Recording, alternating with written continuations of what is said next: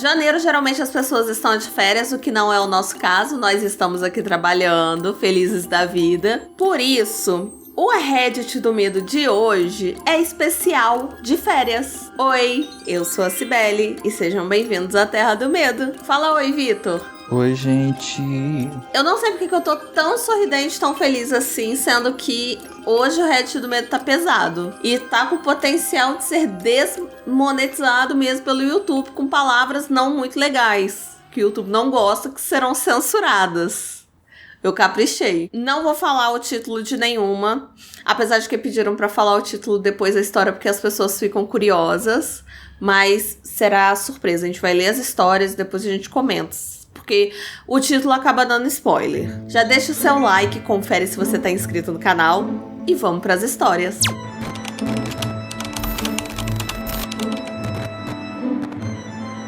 No início dos anos 2000, a minha família estava morando na Europa e no começo de 2001, a gente resolveu voltar para nossa casa na América Latina para visitar a nossa família, para, férias, viagem de Natal, essas coisas. Eu, meu irmão e meu pai estávamos num voo. Eu e meu irmão, a gente estava ali na idade de ensino médio, mais ou menos. A gente estava dentro de um voo que estava saindo de Paris para Miami. O meu pai foi na classe executiva e eu e meu irmão, a gente foi ali lutando na classe econômica mesmo. E a gente sentou bem naquela fileira do meio do avião e no meio daquela fileira do meio. O voo, gente, começou coisa mais normal do mundo, nada de extraordinário. Coisa de 4, 5 horas depois da decolagem, eu tava ali tranquila, lendo, tava quase dormindo, sabe? Aquela coisa bem monótona. Até que eu comecei a ouvir uma mulher falando, não.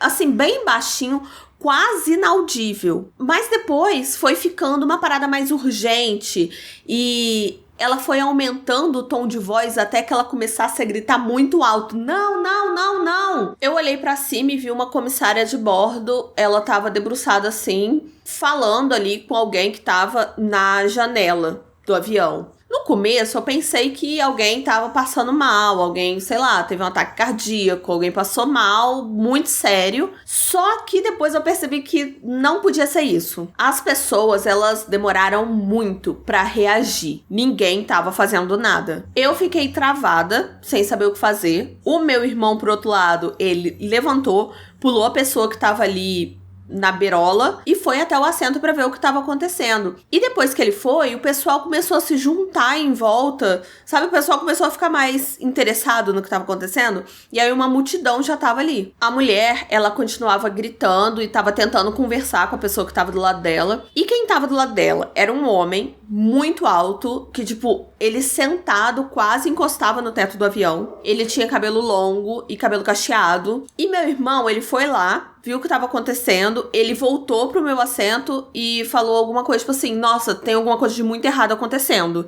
E aí ele voltou pra ver melhor. Menina, de repente começou uma luta, porque as pessoas começaram a lutar com esse homem. Uma pessoa puxou o cabelo dele com tanta força, assim, pra trás, que ele soltou um grito, um gemido. E foi uma baderna, assim, uma loucura, todo mundo brigando com esse homem. Os corredores estavam tão lotados que não tinha como se andar por eles.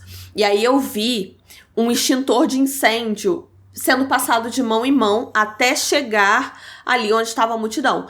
A primeira coisa que eu pensei foi, beleza, tá tendo incêndio, a gente tá aqui no meio do oceano, o avião tá pegando fogo, não tem pra onde fugir, e eu vou morrer hoje que eu morro. E pensa, gente, o desespero de você não ter pra onde fugir. Só que o extintor não era pra apagar fogo. O comissário de bordo pegou o extintor e deu na cabeça do homem. O homem que tava todo mundo brigando com ele. E aí ele deu uma pequena desmaiada, assim, e aí o comissário começou a pedir cinto, fio, fone de ouvido, qualquer coisa que tivesse ali pra poder amarrar aquele homem no assento. Eu vi o comissário de bordo que tinha batido nesse homem levar um par de tênis pretos lá pro final do avião, bem pro fundo. Na hora, eu não entendi muito bem, eu só ignorei isso. Os comissários de bordo começaram a perguntar se não tinha nenhum médico ali pra poder sedar esse homem. As pessoas começaram a perguntar se não tinha alguém da segurança ali pra fazer alguma coisa pra resolver a situação. Mas enfim, ninguém apareceu. Eu não sei quando as coisas realmente se acalmaram, mas chegou um momento em que a gente foi orientado a voltar pros assentos, tudo certinho, e ficar quieto, todo mundo. Só não sentou um pequeno grupo de pessoas que ajudou a imobilizar o homem, e aí eles estavam fazendo meio que um rodízio de guarda, pra ficar vigiando o homem durante todo o voo. O piloto anunciou pelo sistema ali, aquele alto-falante que tem no avião, anunciou que teve uma brecha de segurança. E não explicou mais nada, ficou por isso mesmo. E ele disse que a gente não iria mais para Miami, a gente estava desviando para ir para Boston. E o piloto explicou com poucas palavras que não sabia se o homem estava agindo sozinho. Mas sem explicar muita coisa também. A gente estava no meio do Atlântico, a gente estava 4 horas ainda de Boston, mas o clima tinha se acalmado, as pessoas estavam até com bom humor, se a gente levar em consideração tudo que aconteceu. Até porque ninguém sabia com detalhes do o que tinha acontecido ali. Ninguém podia levantar dos assentos. Ah, precisa ir no banheiro, beleza. Um comissário de bordo ia até você, você chamava o comissário ia te levar até o banheiro, você não podia trancar. Você tinha que usar ali e tal e voltar pro assento. Todo mundo tava respeitando essa norma, menos um senhor meio rabugento que ele tava levantando assim pra dar show mesmo. Tava levantando à toa e toda hora vinha um comissário ali pra tentar acalmar ele. Em certo momento colocaram legalmente loira pra passar ali no avião, pra acalmar todo mundo, pra distrair todo mundo. Eu e meu irmão, a gente foi até a classe executiva pra explicar pro nosso pai o que tinha acontecido. E, gente, nada tinha acontecido lá. Tava todo mundo tranquilo, não tinha nada. Ninguém tinha percebido que tinha acontecido alguma coisa ali na classe executiva. Aí beleza, a gente falou com o nosso pai, voltamos pro nosso assento. E em certo momento, a gente olhou pela janela e 2 jatos de combate começaram a seguir o nosso voo. O piloto anunciou que esses jatos estavam escoltando a gente até Boston. Algumas crianças ficaram super animadas, assim, olhando da janela. Ai, que legal, jatos, coisa e tal. Só que, na verdade, mais tarde eu descobri que isso era uma medida de segurança. Aqueles jatos não estavam ali para escoltar a gente. Era para, se caso o avião fosse sequestrado, e aí alguma coisa acontecesse, esses jatos tinham que abater o avião para acabar com o problema. A gente pousou. Fomos proibidos de levantar dos nossos assentos, a gente tinha que continuar sentadinho ali, quietinho. A equipe da SWAT entrou dentro do avião e foi direto no homem. Desamarrou o homem e levou ele pra fora do avião. A gente ficou muito tempo sentado ali, sem poder sair do avião. Até que, finalmente, a gente pôde levantar. E assim, a gente tava vendo tudo com muitos detalhes. O meu assento do meu irmão tava muito próximo do homem. Aí, na hora que a gente levantou, eu até vi alguns pedaços ali, porque eles cortaram o cinto, que o meu irmão deu um cinto pra amarrar o homem, né? E aí eu até vi uns pedaços do cinto do meu irmão, eu pensei assim, vou pegar um pedacinho de lembrança desse voo caótico, mas eu resolvi não fazer isso. A gente foi levado pra área de desembarque, onde as pessoas pegam as bagagens ali. Só que a gente ficou ali. Eles não deixaram a gente sair. Tinha uma cerca enorme de metal e a gente ficou ali por umas 3, 4 horas, ninguém explicando nada pra gente por que a gente não podia sair dali. As pessoas estavam sacudindo a cerca de metal, estavam gritando que aquilo era desumano, que, gente, não tinha um lugar pra sentar, não tinha nada. As crianças estavam desesperadas, até que em certo momento pediram pizza pra gente e levaram a gente escoltado para uma sala mais confortável, que tinha ali umas cadeirinhas pra gente sentar, coisa e tal. Todas as pessoas foram interrogadas pelo FBI e foi uma coisa, assim, super hostil. Eles trataram a gente muito mal. Provavelmente estavam ali tentando descobrir se um de nós éramos cúmplices desse homem. Depois deixaram a gente pegar nossas bagagens e aí o FBI revistou cada bagagem. Olhou cada coisa, olhou nossos tênis, nossas bolsas, revistas, tudo. Revistou tudo. Finalmente, quando a gente saiu dali, a gente conseguiu ligar pra nossa mãe. E a nossa família tava em completo desespero. Porque já tava em todos os noticiários que um terrorista islâmico tentou explodir um avião com uma bomba no tênis. Só naquele momento que a gente realmente soube o que aconteceu. Porque até então a gente estava mantido no completo escuro. Coisa de 12 horas depois, a gente ainda tava em Boston e aí colocaram a gente num voo pra onde a gente tava indo de verdade. E chegando na nossa cidade, o meu irmão acabou dando até entrevistas para vários canais de notícia, porque essa notícia acabou se espalhando muito mesmo. E apesar de todo esse alvoroço, foi ótimo chegar em casa e estar ali com a minha família. Mais tarde a gente descobriu o nome do homem que foi interceptado lá. Ele era o Richard Haid e ele tentou pegar um avião no dia anterior do nosso voo, só que ele foi considerado uma pessoa suspeita porque ele tava sem bagagem, teve várias coisas, assim, ele tava sem bagagem, ele comprou uma passagem só de ida e comprou no dinheiro, mas ele acabou perdendo esse voo no dia anterior, então ele acabou indo no mesmo voo que eu. A companhia aérea colocou ele num hotel e colocou ele num voo, né, que foi o mesmo que o meu, só que no caminho que ele tava indo até o aeroporto, ele pegou uma chuva, o explosivo tava no tênis dele, e como ele pegou essa pequena chuva, deu uma umedecida ali no tênis, o que acabou dificultando ele quando ele tentou acender o pavio lá no avião. Aí teve aquele cheiro de fósforo, de coisa queimando. A comissária de bordo achou que alguém estava tentando fumar, escondido dentro do avião.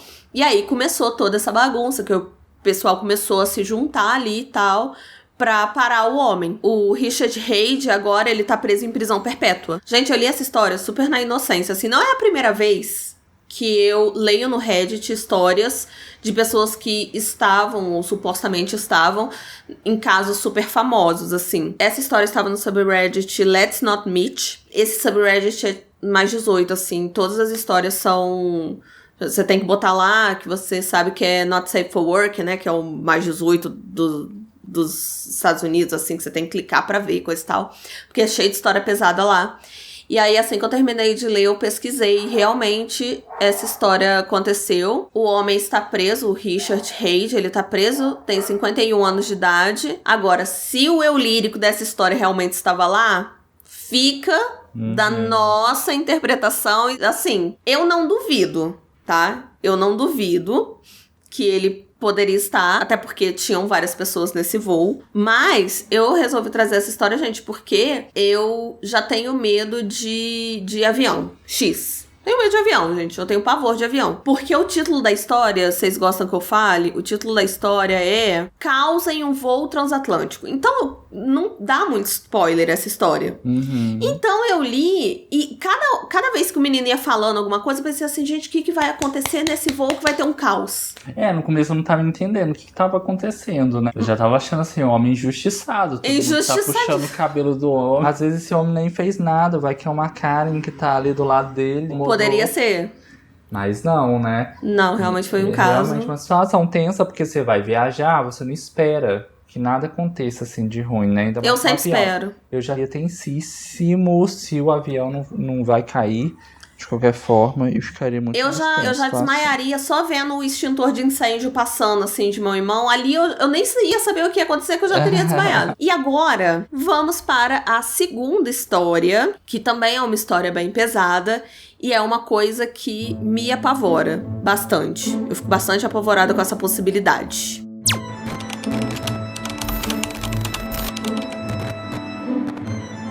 Em 2004, a minha família tinha planejado passar as férias no Maine. No Maine é um lugar lá nos Estados Unidos. O meu pai, ele tava cheio de trabalho, cheio de coisa pra fazer, reuniões, etc. Então, ele iria de Manhattan direto pra encontrar com a gente alguns dias depois. A minha mãe queria ir dirigindo até lá. Isso foi muito irritante na época, mas ok. Sendo assim, entramos eu, meu irmão, minha irmã e minha mãe no carro e seguimos viagem. Eu tinha 14 anos naquela época. A viagem foi super tranquila, mas acabou que a gente se atrasou ali. Atrasos normais de viagem. E aí, os donos da casa que a gente ia ficar, eles já tinham ido dormir. E a gente não ia conseguir pegar a chave com eles naquele dia. E assim, pode parecer que foi falta de planejamento.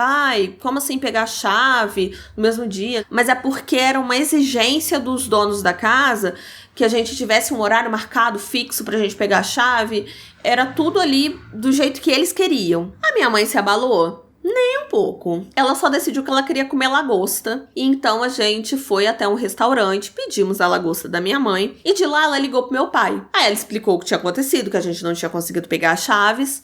E aí falou assim, então, vê se você acha algum hotel aí pra gente ficar essa noite. Aí amanhã a gente pega a chave dessa casa que a gente vai ficar. E aí, beleza. Meu pai ia tentar achar algum hotel lá pra gente, de lá, pra gente poder ficar nessa cidade que a gente tava. E enquanto a gente tava ali comendo, esperando meu pai retornar com a ligação, um homem começou a puxar assunto ali com a minha mãe. Ele parecia uma pessoa local, normal ali, tentando ser simpática. Nesse meio tempo, o meu pai retornou. E aí a minha mãe se afastou um pouco para poder falar com ele no telefone. E o que ele disse foi que todos os hotéis estavam super lotados na cidade que a gente estava. O que fazia até um pouco de sentido porque era alta temporada. Então, assim, a cidade estava super movimentada. Então, ele aconselhou a gente a dirigir até uma cidade vizinha. A gente fica ali no hotel, na cidade vizinha, pra poder, no dia seguinte, vir pegar as chaves. Aparentemente, esse homem que tinha puxado papo com a minha mãe tinha ouvido a conversa despretensiosamente. E assim, gente, antes de eu continuar contando a história pra vocês, eu devo dizer que não tinha nada de esquisito com esse homem. Ele era um homem super normal. Ele tava super discreto, vestido ali como todas as pessoas. Ele tava super combinando com o ambiente, ele parecia uma pessoa local ali, sendo simpática com a gente. Ele, então, disse pra minha mãe que ele tinha uma casa muito grande, que tinha uma casa de hóspedes no terreno da casa dele. E ele disse que a gente poderia ficar nessa casa de hóspedes sem o menor problema. A esposa dele não ia se importar. A minha primeira reação foi: nem pensar. Jamais que eu iria passar a noite na casa de um completo desconhecido no meio da noite, no meio do Maine, e assim, sem querer ofender as pessoas que moram no Maine, mas assim, as ruas à noite são bem assustadoras, então eu tava com um pouco de receio. Só que a minha mãe, ela não viu problema ali no que tava acontecendo. Na cabeça dela, ela tinha conversado o suficiente com o homem. E eles já tinham ali conversado pra saber que ele não tava mentindo. Eu liguei pro meu pai, histérica, falando que de jeito nenhum que eu ia pra casa desse homem, que eu não conheço ele, que é um homem esquisito. E o meu pai, ele falou assim: querida, você precisa parar de ver o lado ruim das pessoas sempre. Você tem que aceitar que às vezes as pessoas são gentis. Mas, gente, eu era voto ganho. Minha mãe colocou eu e meus irmãos dentro do carro e fomos dirigindo até a casa desse homem. A casa de hóspedes era linda. Linda, linda, linda. Tava toda mobiliada. Assim, só era esquisito porque dentro dos quartos as camas não estavam centralizadas. Se você fosse seguir a simetria do quarto ali, as camas não estavam centralizadas. Elas estavam imediatamente abaixo da janela. Não sei, gente, parecia fora do lugar. Avançando um pouco o tempo, a gente estava ali ajeitando as coisas, colocando as coisas ali no lugar pra gente dormir. E aí a gente ouviu uma batida na porta. Era o homem. Ele tava ali perguntando: olha, vocês estão... tá tudo certo? Vocês estão confortáveis? Tá tudo ok? E a gente falou: não, estamos tudo ok, a gente tá arrumando aqui as coisas, mas tá tudo ok. Pô, bacana, gesto legal, o anfitrião ali perguntando como é que a gente tá. Só que passou a gente nem meia hora, ele bateu de novo. Ele queria se certificar novamente que a gente tava muito confortável, que tava tudo certo. E aí a minha mãe deu uma pequena curtada, falando assim: olha, a gente tá tranquilo, pode deixar que amanhã a gente bate lá na sua casa, na casa principal, pra gente agradecer a sua hospitalidade, mas a gente tá tranquilo. Se passaram meia hora, 45 minutos e todo mundo deitou, mas eu não tava conseguindo dormir, até que eu ouvi um barulho lá fora. E era um barulho muito estranho, porque assim, não tinham árvores, não tinham arbustos perto da casa de hóspedes, então não tinha muita explicação do que estava causando aquele barulho que eu ouvi. Eu então olhei na direção da minha mãe, e a minha mãe não estava dormindo também, ela estava acordada, e ela fez um sinal, tipo assim, para eu fazer silêncio, e apontou em direção à janela. Vale dizer aqui que as janelas estavam sem cortinas. Não tinha cortina em nenhuma janela. E o homem até tinha falado mais cedo que as cortinas estavam sem janelas porque... Não. Eu percebo. E o homem tinha até falado mais cedo que as janelas estavam sem cortinas porque a esposa dele estava querendo redecorar a casa de hóspedes. Mas enfim, olhei em direção à janela e o que eu vejo ali? A silhueta de um homem olhando pra dentro da casa. Gente, sinceramente, eu achei que naquele momento eu ia ter um ataque cardíaco ali. Falecer bem ali na frente daquele homem. Eu não sei quanto tempo aquele homem ficou ali olhando pra dentro da casa, Mas assim que ele se afastou um pouco, a minha mãe começou a chamar meus irmãos, tudo assim, bora, gente, arruma as coisas que a gente vai embora agora. Ela não estava brincando, ela estava nervosa, mandando a gente arrumar tudo pra ir embora. A minha mãe, nisso, tava no telefone com meu pai, e ele tava surtando com ela por algum motivo, que eu não sei até hoje o que era. Mas, ao mesmo tempo, ela tava falando com a gente assim, bora, gente, bora, arruma as coisas, coloca dentro do carro, vambora. Vamos colocar as coisas aqui dentro da bolsa e vamos pro carro. Era coisa, gente, de 2h da manhã. Aí, quando a gente colocou as coisas dentro do carro, a minha mãe dirigiu até a casa principal pra poder entregar a chave pro homem e agradecer. Quando a gente chegou em frente à casa principal, parecia que não tinha ninguém em casa. E parecia que não tinha ninguém em casa há muito tempo. As luzes estavam apagadas. Luz da varanda, da janela, luz do quarto, tudo apagado. As luzes do lado de fora, do lado de dentro, tava tudo apagado. Além disso, os 2 carros que estavam lá tinham desaparecido. Um carro a gente sabia que era do homem, porque ele foi dirigindo. E o outro carro a gente assumiu que era da esposa dele. A minha mãe ficou muito incomodada com isso e ela disse assim, foda-se, vambora, é isso. Vambora. E aí, quando a gente chegou no portão da propriedade, tava trancado. O portão, não tinha como sair de carro. Tava trancado o portão com o cadeado trancado pelo lado de dentro. O meu pai ainda tava no telefone e falou assim, acelera e vai embora daí, esmerdalha esse portão. A minha mãe tava num carro grande, era um SUV enorme assim, e foi isso que ela fez, gente. Ela acelerou, esmerdalhou o portão, mas a gente foi embora. Dali, minha voz tremeu. Dali, a gente nem parou em nenhum hotel, cidade vizinha, nada. A gente voltou pra Nova York. A gente nunca mais voltou no Maine. E meus pais se recusam a conversar sobre isso até hoje. E assim, não adianta. Meus pais não conversam sobre isso. A gente perguntar, eles fazem de doidos. E aí teve certa vez que um parente meu tava bêbado e eu aproveitei pra perguntar pra ele se ele sabia de mais alguma coisa. E aí ele falou assim, seus pais nunca falaram pra vocês não, gente? Aquela casa que vocês estavam, os verdadeiros donos daquela casa estavam de férias.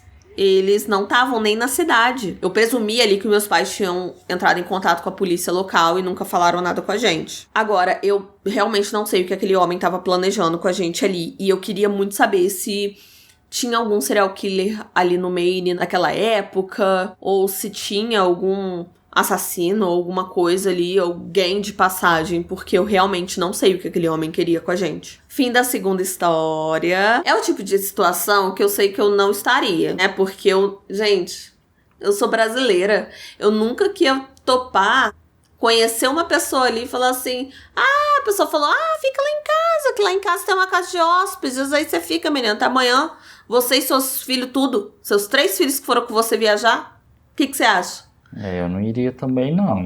Assim, o título da história é Possível Encontro com um Assassino / Serial Killer no Maine. E assim, eu já ouvi várias vezes histórias de pessoas que acabaram encontrando com algum serial killer e depois, tipo assim, elas viram casos e tudo mais e elas acabaram escapando do serial killer. Inclusive do Ted Bundy. Teve uma pessoa que escapou, do Zodíaco teve uma pessoa que escapou. Eu sei que teve vários casos, assim, de serial killers que tiveram pessoas que escaparam. Gente, eu tenho pavor, assim, só de imaginar que possivelmente era um serial killer, sabe? Eu não sei explicar. Imagina a situação, você lá na casa também, uma pessoa do lado de fora te olhando. Imagino, querido, que eu não estaria ali. Eu nem estaria ali. Gente, você entende que era uma... Tipo assim, eles entraram num restaurante, um cara esquisito puxou assunto com eles, e aí a mulher falou assim, não, ele não tá mentindo, eu conversei aqui com ele meia hora. E o pai falando assim, não, querida, você tem que acreditar na bondade das pessoas. Vai acreditando na bondade das pessoas, gente, Eu vai. não acredito não, gente. Eu acredito... Depois de ver um montão de coisa por aí, eu não acredito mais não. Não, eu acredito na pureza da resposta das crianças. Desculpa, eu não Mas assim, eu acredito das pessoas que eu conheço. Tem gente bondosa, só que não é por isso que eu vou sair indo pra casa delas, né? Gente, pode existir gente bondosa, pode existir gente que vai falar assim, fica lá em casa, eu vou te tratar super bem. Só que não tem como garantir que essa pessoa é bondosa, basicamente isso. Hoje em dia, infelizmente, o mundo tá dessa forma, gente, não tem como. Inclusive, a gente grava um podcast exclusivo pros membros que fala dessa situação. né? Quando um estranho te convida pra casa, e aí acontecem coisas horríveis. E até tem um trecho aqui que a Kinga fala... Ai, minha mãe querendo ser educada, coisa e tal. Tipo, gente, já fica a dica se você quiser assinar nosso podcast exclusivo. A gente falou sobre Speak No Evil, que é sobre isso. A pessoa sendo educada até quando não deve. É uma educação que não precisa, gente. Você ser educada com a pessoa e falar assim, muito obrigada, volte sempre. Não é ir pra casa da pessoa e ser hóspede dela e ficar à mercê dela. Assinem nosso podcast exclusivo aqui embaixo no Seja Membro, no plano podcast exclusivo. E tem o Apoia-se também, dá uma olhadinha aqui que vale a pena. Toda semana tem um episódio de podcast exclusivo pra você que assina aqui na Terra do Medo. Comenta aqui embaixo o que vocês acharam dessas histórias, eu quero muito saber. Acharam pesadas? Acharam leves? Eu vou deixar aqui 2 vídeos pra vocês continuarem maratonando este canal. Eu espero que vocês tenham gostado do vídeo. Um beijo e até a próxima! Tchau.